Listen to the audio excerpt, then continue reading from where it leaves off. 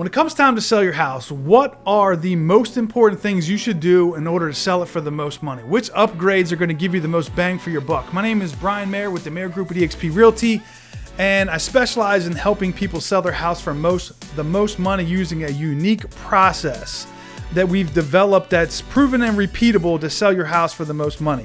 So, what are the number one things that you should do when you're trying to increase your home's value?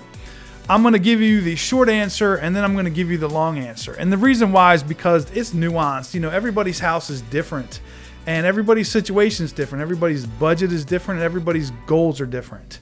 So I'm going to give you the generic answer, and then I'm going to give you a really long answer. So if you're thinking about selling your house this year, you owe it to yourself to watch this whole video so you can really understand why people decide to do what they do and what are the things that go into the home buying process that allows you to get the most money.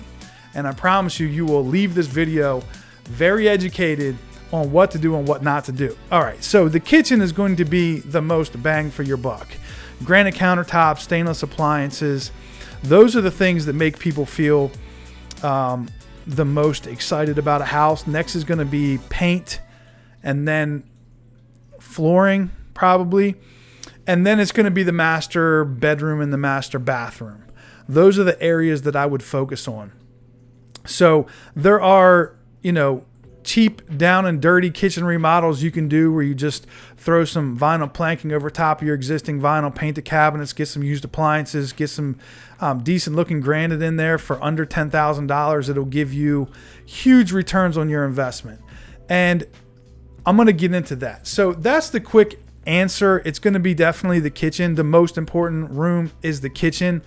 And let me give you the wrong answer. And let me explain what's happened when I've had people contact me before about selling their house, and I sit down with them and then I get very disappointed and I feel badly. When I find that somebody has decided on their own before I get there to make big investments with their budget, and now they have no money left, and they've done things like replace a roof that didn't need to be replaced, replaced an HVAC that was older that didn't need to be replaced, like had a whole garage redone or a deck, or made decisions on things that didn't take into an account what are going to be the things that'll get you the highest return on your investment. And I get it. People approach this from what would I want if I bought the house? I would say it like this. The average American sells or owns 3 houses in a lifetime. They, on average, sell 2 houses in a lifetime. Maybe you've watched a couple other people do it, and maybe you've watched some TV shows and you think that, this all makes sense to you. I would argue that hiring a professional that does this every day, someone like myself who has a process, can tell you what buyers are looking for in this market, can tell you the things you could and shouldn't do. And I feel like that you're paying me to tell you these things. Why wouldn't you consult with a professional before you make huge financial decisions on a process that you don't really understand very well? So let me just explain from the buyer's perspective what it is that they go through as they're buying a house. So let me just give you this really important statistic up front. For anybody who's watching this and thinking, I'm going to sell my house as is, I have a fixer-upper and I'm going to sell it, and what I'm going to do is I'm going to understand that I'm going to forfeit maybe $20,000 in profit by saving $20,000 on fixing the house up, and then the buyer can fix the house up the way they want to, and all in all, I'll come out close to even.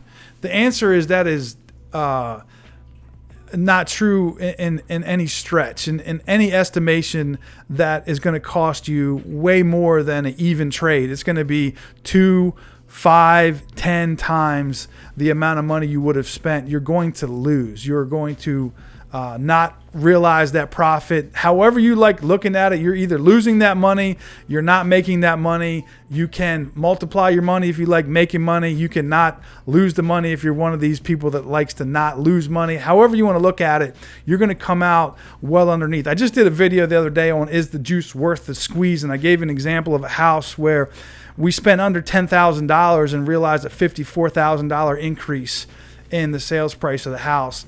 And it's, again, everybody's situation is different. That's not guaranteed or anything by any stretch. So just understand, the way buyers buy houses is they have a budget and they go look at houses within the very top of their budget and they pick the one that they like the best. So any house that's a fixer-upper is going to be completely ignored by about 60% of the population. But the potential home buyers will be reduced by easily 60%. And then of the remaining 40%, half of them are maybe excited around the idea, but once they start to recognize the amount of effort involved, they quickly run away because they don't have what it takes to do this type of a thing. And then of the remaining 10%, you got people that are looking for a deal. People specifically go house hunting with the idea of, listen, I'm young, I know a lot of people, I do a lot of work myself, I'm going to buy a fixer-upper, I'm going to invest over the next couple years, and I'm going to realize a huge return. I've watched it happen before. I've seen people buy houses for $150,000 and turn around and sell it for almost $300,000 2 years later just by doing the work themselves. But most people are not in that bucket, and when you deal with those people, you're dealing with people who are looking for a deal. People looking for a deal are not the ones that are trying to pay you the most money for your house.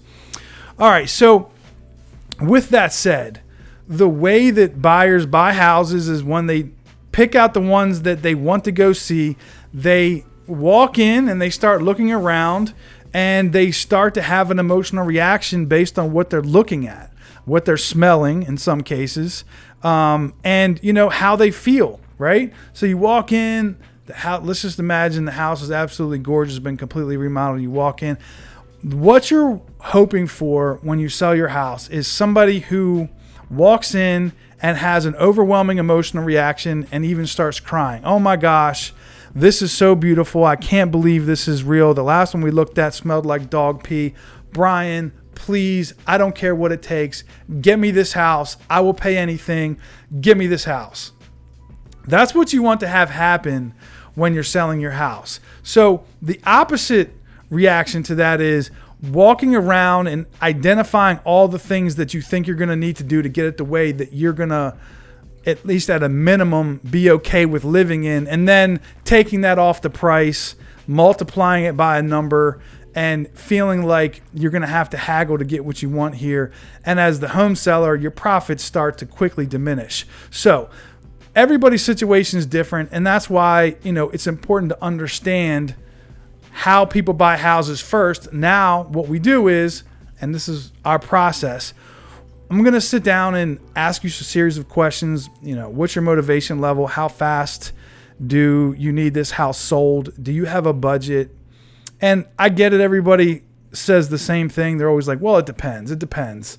And you're right, it should depend. You don't want to just spend your money willy-nilly, and you don't want to spend $10,000 to get back $11,000. That would be stupid. The aggravation involved would be probably terrible. So once we've established that there's some things you could and should do, I hire a professional decorator to come over to your house. And between the decorator and myself, we give you a list of all the things you could and should do. Now, I'm going to say the large majority of these items are going to be either free or they're going to be very low cost items. Like, I'll just go through a bunch really quick that most people end up doing. Door handles, you can get them on Amazon for $13 a piece. The difference between an old ratty, peeling brass door handle and a brand new really nice paddle handle is big. Painting your front door, getting new light fixtures, new ceiling fans, new bathroom light bars, replacing the faucets in the bathrooms. And then most people don't don't think that they can get granite countertops because they think it costs too money and they maybe don't have the money. So I have people that'll do the work and get paid at settlement in some situations. But most people, once they understand what's involved, decide to go ahead and do granite. So granite, I can get in almost all cases under $2,500. Anywhere between like $1,500 and $2,500, depending on the size of your kitchen. It comes with a really nice deep stainless steel sink, and then you can either put your own faucet on or have them put your faucet on. It's a huge difference in the way your house looks. And then if you can, paint your cabinets, or we get somebody else to paint your cabinets, and then vinyl planking over top of your existing vinyl, sheet vinyl in the kitchen. Between those three things together, and if you need appliances, getting used appliances is almost what every one of my clients does who needs to have their house fixed up. Is just one of the most amazing differences. I'm going to put a couple pictures up right here of some kitchens that we've remodeled just to kind of show you the difference. And keep in mind, a buyer walks in and they fall in love with this beautiful kitchen. There's more to this, right? The buyer isn't only there just to imagine themselves living there. You know, buyers are also looking to impress people. They're also looking to maybe make siblings and their friends jealous. You know, and when you have granite and maybe in a starter home and it's got granite and vinyl and all these beautiful, pretty things, people are willing to spend more money than they maybe thought they would, or maybe even, you know, what this house would generally be worth if it was in a minimal amount of condition. And that's really what the goal is to try to find all the small cosmetic things that you can do to get the house sold for the most money. Everybody's situation is different. If you want to know how we sell houses faster and for more money, check out briansoldit.com. Got lots of videos on there talking about, you know, making repairs, the pre-home inspection. We hire professional photographers. We also get all of our listings appraised. There's videos on why we do that, how it helps you sell your house for more money. Make sure you check it out. Thanks for watching. Make it a fantastic day.